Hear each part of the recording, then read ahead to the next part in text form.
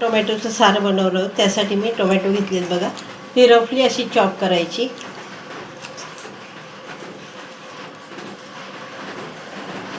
बघा असं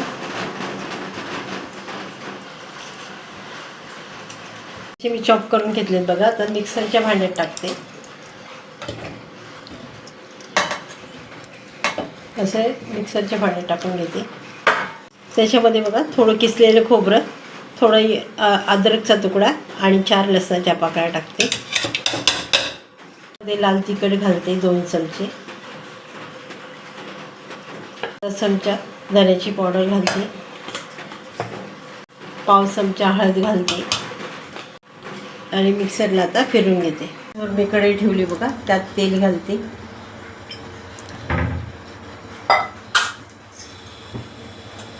आता तेल तापले, त्यात राई घालते. लसूणच्या 2 पाकळ्या घालते. थोडा हिंग घालते आणि कढीपत्ता घालते. असं मी मिक्सरला वाटून घेतले, ते त्यात टाकते आणि चांगलं परतून घेते. चांगलं 5 मिनिटं असं परतून घेते. तेल सुटेपर्यंत मी चांगलं परतून घेतले आणि आता त्यात पाणी घालते. चवीपुरतं मीठ घालते. बघा असं गेलं मी 5 ते 7 मिनिटं मी असं उकळून घेते.